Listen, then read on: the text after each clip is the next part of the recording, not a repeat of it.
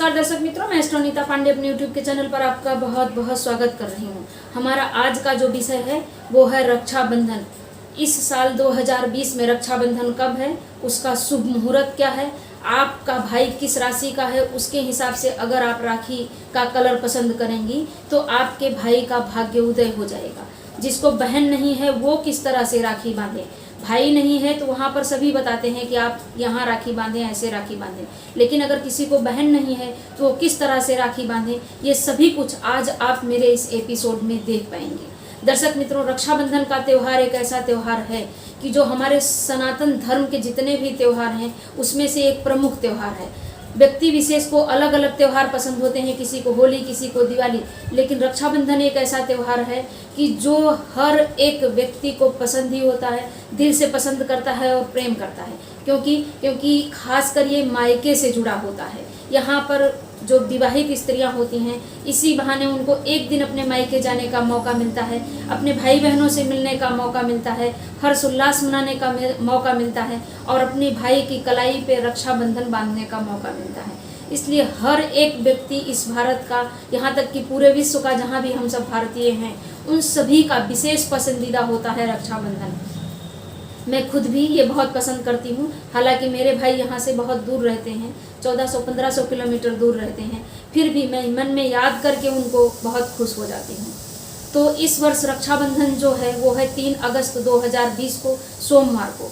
इस वर्ष रक्षाबंधन का शुभ मुहूर्त जो है वो है 1:35 से 4:25 तक। 9 बजे तक बिल्कुल भी राखी ना बांधें, क्योंकि 9 बजे तक भद्रा है। इसलिए 9 बजे तक राखी बांधना कहीं से भी आपके लिए शुभकारी, योगकारी नहीं होगा।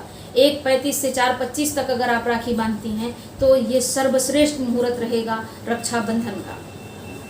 दर्शक मित्रों, यहाँ तक कहा गया है कि राखी का त्यौहार जो है वो धर्म से भी परे है। एक बार रानी कर्णावती ने हुमायूं को भी अपनी किसी रक्षा के लिए राखी का डोरा भेजा था, राखी का धागा भेजा था अपनी रक्षा करने के लिए।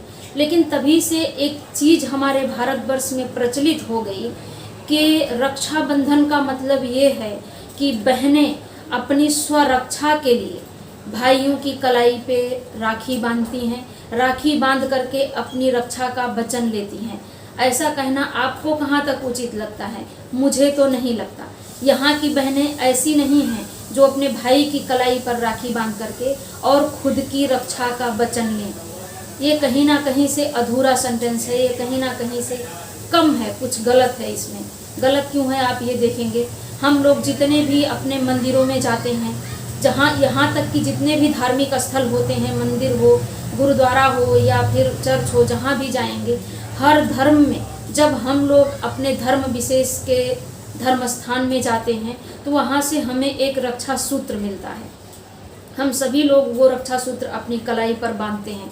तो इसका मतलब ये थोड़ी ही है कि हमारे भगवान ये कह रहे हैं कि मैं आपको रक्षा बांध रहा हूँ, आप मेरी रक्षा करना। ऐसा तो नहीं होता ना।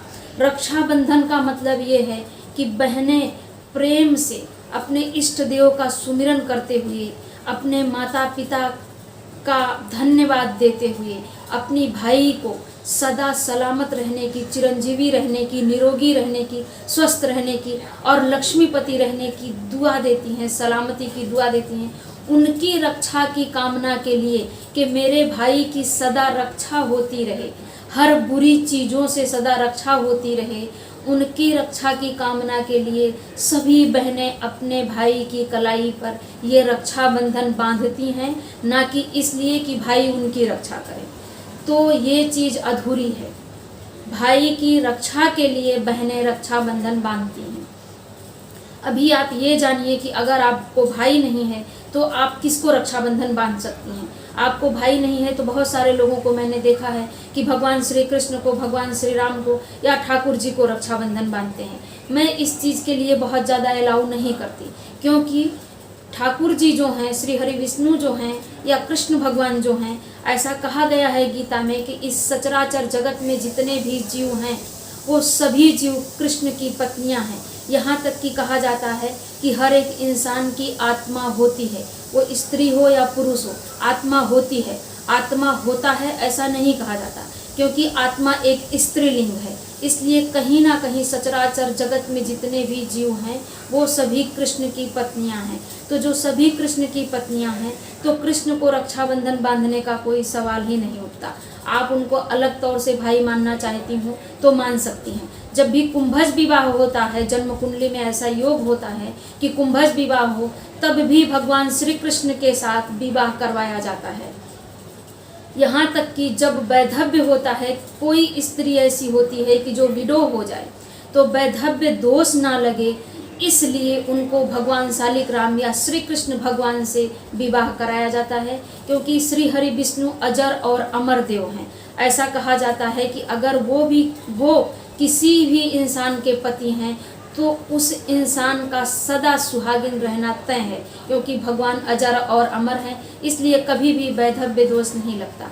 तो ये जान लीजिए, कृष्ण भगवान को राखी बांधना उतना उचित नहीं है जितना भगवान श्री गणेश को है। संकट नाशन भगवान श्री गणेश, अगर आपके भाई नहीं हैं तो आप संकट नाशन भगवान श्री गणेश को राखी बांध सकते हैं। आप हनुमान जी को राखी बांध सकते हैं, आप भोलेनाथ को राखी बांध सकते हैं। कृष्ण भगवान को छोड़ करके आप किसी को भी बांध सकते हैं, लेकिन हनुमान जी जो सदा ब्रह्मचारी हैं उनको और संकटनाशन श्री गणेश को राखी बांधना बहुत ही उचित रहेगा। अब ये जान लीजिए कि जिसकी बहनें नहीं हैं वो लोग किस तरह से राखी बांधेंगे। तो जिसकी बहनें नहीं हैं वो सभी लोग एक रक्षाबंधन लें और देवी दुर्गा को समर्पित कर दें। देवी दुर्गा को समर्पित करके ये मन में भाव रखें कि हे जगत जननी, इस जगत का कल्याण करने वाली माँ, तुम ही माँ हो, तुम ही बहन हो, तुम ही सचराचर जगत की शक्ति हो, मेरी रक्षा करना सदा जब तक मैं इस पृथ्वी पर जीवित हूँ। ऐसा बोलते हुए स्वयं ही राखी बांध लें या किसी से बंधवा लें। इसका क्या कारण है ये मैं आपको बता रही हूँ। क्योंकि बहनों के कारक जो होते हैं वो होते हैं बुध देव। ज्योतिष शास्त्र में बुध बहनों के, बुआ के और मामा के कारक बताए गए हैं। तो बुध देव जब बहनों के कारक होते हैं तो बुध की अधिष्ठात्री देवी जो हैं वो देवी दुर्गा होती हैं। देवी दुर्गा बुध की अधिष्ठात्री देवी होती हैं। तो इसलिए देवी दुर्गा जो जगत जननी है, माँ के ही कोख से भाई का और माँ के ही कोख से बहन का जन्म होता है, वो सचराचर जगत को चलाने वाली शक्ति हैं। इसलिए आप उनको जिस भाव से देखेंगे उसी भाव से वो आपको दिखाई देंगी। तो एक रक्षा उनके चरणों में समर्पित कीजिए और बांध लीजिए। एक चीज़ आपको बताऊं, मेरी बात का बुरा मत मानिएगा, हाथ जोड़ करके मैं आपसे अनुरोध कर रही हूँ। बुध जो है वो किन्नरों के कारक होते हैं। किन्नर जो हैं वो ना स्त्री हैं ना पुरुष हैं, एक भी तरफ नहीं रहते। वो समाज में उनका ना स्त्री की तरफ ना पुरुष की तरफ किसी भी तरह से उनको कोई ऐसा खास जेंडर नहीं, वो अलग ही जेंडर होते हैं, जैसा कि आप सभी जानते हैं। तो मैं सोचती हूँ कि जो बहनें हैं बुध इनके कारक क्यों होंगे, क्योंकि बेचारी स्त्रियों की दशा ऐसी होती है ना कि वो मायके की रह जाती हैं ना कि वो ससुराल की रह जाती हैं। ससुराल वाले ये बोलेंगे कि तुम अपने घर कब जा रही हो, मायके वाले भी यही बोलेंगे कि तुम अपने घर कब जा रही हो। पता ही नहीं उनका घर कौन सा है, वो रहस्यमयी होती हैं, ना तो इधर की रहती हैं ना तो उधर की रहती हैं। मेरे कहने का गलत मतलब मत निकालिएगा, मैं सिर्फ आपको एक ऐसा उदाहरण दे रही हूँ कि आप अपनी बहनों का खूब सम्मान करें, क्योंकि उन्होंने आपके लिए अपने माँ बाप को, अपने घर परिवार को, अपनी सारी चीज़ों को छोड़ करके दूसरे के घर जाना पसंद किया है। अब आप जानेंगे कि अगर आपके भाई मेष, वृषभ, मिथुन इस राशि के हैं तो आप किस तरह के राखी के डोरे का प्रयोग करें। एक चीज़ मैं यहाँ पर और आपको क्लियर कर दूँ कि आप सभी बहनें जो चंदन लगाती हैं, तिलक करती हैं और आरती उतारती हैं और सीधे ही अपने भाई को राखी बांध देती हैं, उसमें मेरे कहने से प्लीज़ थोड़ा सा बदलाव कीजिए। और आप अगली साल राखी के प्रोग्राम जब मैं करूँगी तो आप खुद कमेंट करेंगी कि आपके भाई का ज़बरदस्त भाग्य उदय हुआ है। वो बदलाव आप ऐसा करेंगी कि आप सीधा रक्षाबंधन जो है, राखी जो है, वो अपने भाई की कलाई पर नहीं बांधेंगे। आप अपने भाई की कलाई की राखी को देवी दुर्गा को समर्पित कर देंगी, संकटनाशन श्री गणेश को समर्पित कर देंगी और उनसे ये दुआ करेंगी, हे माँ, हे संकटनाशन गणेश जी, मैं ये रक्षाबंधन आपको समर्पित कर रही हूँ। आपका दिया हुआ यह रक्षाबंधन, आपके चरणों में छुआया हुआ यह राखी का बंधन मेरे भाई को चिरंजीवी करे, निरोगी रखे, स्वस्थ रखे और लक्ष्मीवान रखे। उसकी सदा ही सफलता, आगे आगे सफलता वो अपने जीवन में प्राप्त करता रहे, हर तरह से दुख और संकट उससे सदा दूर रहे। तो अगर आप ईश्वर के चरणों में समर्पित करके, उनके शरण में रख करके राखी अपने भाई को बांधती हैं, तो ये समझ लीजिए कि आपका भाई हर संकट से बचा रहेगा और उसका भाग्योदय होने से कोई रोक ही नहीं सकता। तिलक करिए और राखी बांधिए, पर माँ के चरणों में समर्पित करके उनको भी तिलक करके राखी बांध सकती हैं। सभी भाइयों से अनुरोध है कि अगर आपके लिए बहनें इतना त्याग कर सकती हैं, बहुला चौथ का व्रत कर सकती हैं, राखी बांध सकती हैं, तो आप सभी भाई लोग प्लीज़ एक राखी का बंधन लीजिए और आप भी अपनी बहन की कलाई पर उसी वक्त एक राखी बांधिए और इस रिश्ते को खूब मजबूत कर दीजिए, जो जिंदगी में कभी भी किसी के भी तोड़े ना टूटे। बहनें सुने, अगर आपके भाई मेष राशि के हैं तो आपको लाल कलर की या केसरी कलर के राखी के डोरे की बंधन का जो होता है ना, नीचे का डोरा जो होता है, क्योंकि अब तो अलग अलग मेटल वगैरह होते हैं, कुछ लिखा होता है, तो इस तरह के लाल जिसमें डोरा हो इस तरह का प्रयोग करेंगी, या लाल या केसरी राखी का प्रयोग करेंगी और कुमकुम का तिलक करेंगी अपने भाई को, तो ये समझ लीजिए आपके भाई का सर्वदा ही भाग्योदय बना रहेगा। वृषभ राशि की जो बहनें हैं वो चमकीले रंग की राखी का प्रयोग अगर करती हैं अपने भाई के लिए, सफ़ेद चंदन, मलयागिरी चंदन का प्रयोग करती हैं, केसर में मलयागिरी चंदन घिस करके अगर लगाती हैं, आरती उतारती हैं, तो आपके भाई का भाग्योदय सदा ही बना रहेगा। मिथुन राशि की जो भाई हैं, मतलब बहनें किसी भी राशि के हों, मैं यहाँ पर भाइयों की बात कर रही हूँ कि अगर आपके भाई मिथुन राशि के हैं तो आप हरे रंग की राखी का प्रयोग करेंगी अपनी भाई की कलाई पर, और आप हल्दी के साथ थोड़ी दुर्वा भी उनके माथे पर लगाएंगी, आरती करेंगी, हरे रंग की राखी का प्रयोग करेंगी। अगर आपके भाई कर्क राशि के हैं तो आप यहाँ पर सुनहले या मल्टी कलर का प्रयोग करेंगी अपनी भाई के कलाई पर राखी बांधने के लिए, और दही से तिलक करेंगी, हल्दी दही मिलाकर तिलक करना सर्वश्रेष्ठ रहेगा, आरती भी उतारेंगी।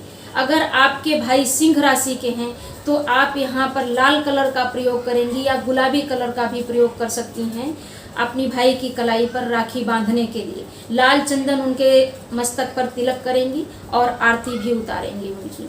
अगर आपके भाई कन्या राशि के हैं तो यहाँ पर आप जो पैरोट वाला कलर होता है ना, देखिए हरा कलर कई कलर का होता है, लेकिन पैरोट वाला जो हरा कलर होता है, पत्तियों का जो हरा कलर होता है, उस कलर के राखी का उपयोग करेंगी और उनके मस्तक पर हल्दी का तिलक करेंगी, तो आपके भाई का भाग्योदय सदा ही बना रहेगा। अगर आपके भाई तुला राशि के हैं तो खास करके चमकीली राशि का या सफ़ेद जिसमें डोरा हो इस कलर का, और अगर आप 7 मुखी रुद्राक्ष की राखी उनके कलाई पर बांधती हैं तो सदा ही आपके भाई लक्ष्मीवान बने रहेंगे। तो 7 मुखी रुद्राक्ष की राखी बांधिए आप उनकी कलाई पर, मलयागिरी चंदन से तिलक कीजिए, आरती भी उतारिए, भाग्योदय बना रहेगा।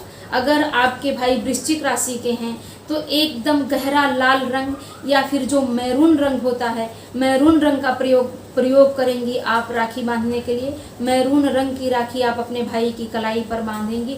आपको भी कुमकुम और चावल का यहाँ पर तिलक के लिए उपयोग करना है और आरती भी उतारनी है। जो धनु राशि वाले भाई हैं, जिनकी बहनों के भाई धनु राशि के हैं, उनको पीले रंग की राखी का उपयोग करना चाहिए, केसर का हल्दी का तिलक लगाना चाहिए, सिंदूर से भी तिलक कर सकती हैं अपने भाई के माथे पर, वो सिंदूर से तिलक करेंगी और आरती भी उतारेंगी।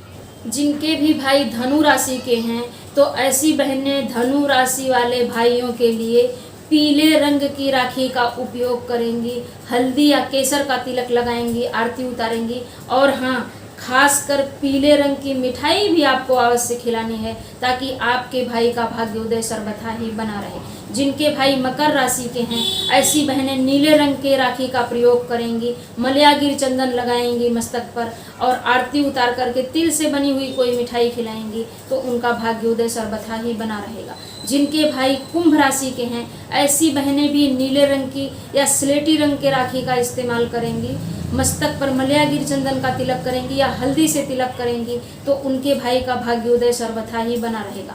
आप भी तिल से बनी हुई मिठाई अपने भाई को खिला सकती हैं। जिनके भाई मीन राशि के हैं ऐसी बहनें कुमकुम का तिलक कर सकती हैं, हल्दी का तिलक कर सकती हैं, केसर का तिलक कर सकती हैं। किसी भी जो भी आपके पास अवेलेबल है वो तिलक आप कर सकती हैं, लेकिन राखी का प्रयोग खासकर पीले रंग का ही करना है। अगर आप पीले रंग की राखी का प्रयोग करती हैं तो ये बहुत ही, अगर आप 5 मुखी रुद्राक्ष की भी राखी का प्रयोग करती हैं तो बहुत ही सर्वथा आपके भाई का भाग्योदय बना रहेगा। वो हमेशा एक नई ऊंचाइयों को छुएंगे। आप अगली साल इस चीज़ को महसूस कर पाएंगे। पीले रंग की मिठाई खिलाएं और आरती भी करें अपने भाई की, ताकि हमेशा उनका भाग्योदय यूं ही बना रहे। सभी भाइयों से अनुरोध है कि आप राखी नहीं खरीद सकते, कोई बात नहीं है।